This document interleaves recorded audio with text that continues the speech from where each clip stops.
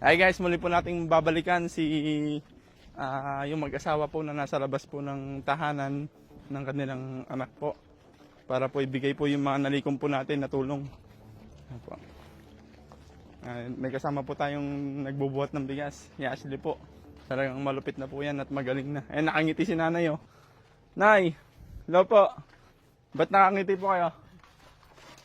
Dito, dito. Yan.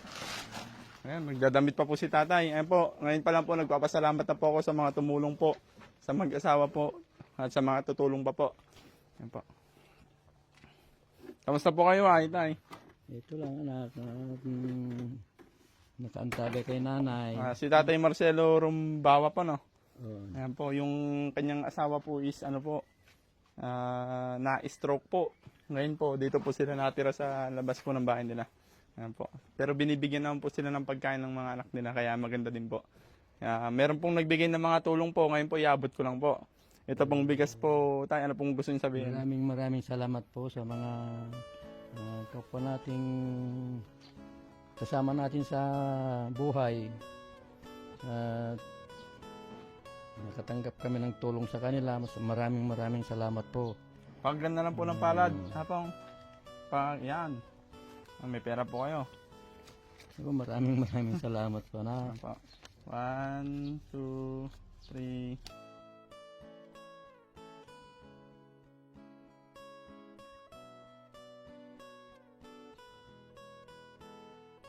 8, 9, 10, 5.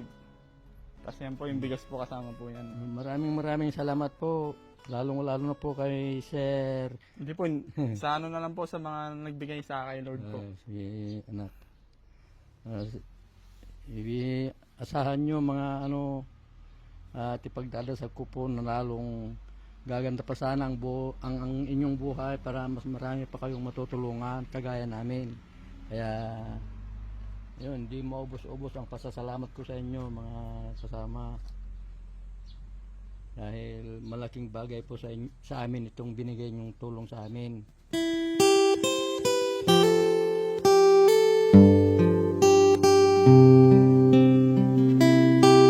Sana po tuloy-tuloy ang inyong ikagaganda ng inyong buhay.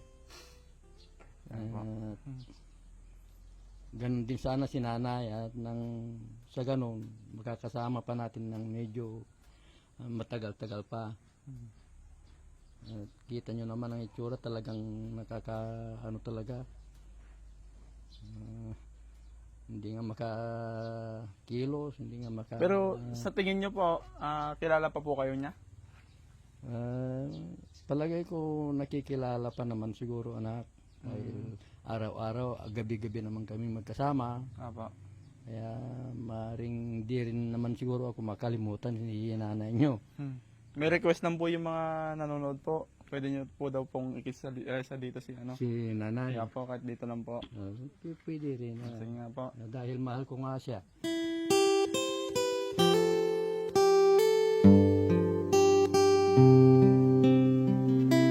Pakita sa mga taong sa amin. Yung pagmamahal nyo po ano. Pagmamahal. Kung sa pagmamahal lang anak, talagang sinanay nyo, mahal na mahal ko talaga siya. Dahil siya ang kinuha kong magiging partner hanggang sa huli. Ano po, ang gusto ko lang po sabihin ni gamitin niyo po sana sa tama yung pera po.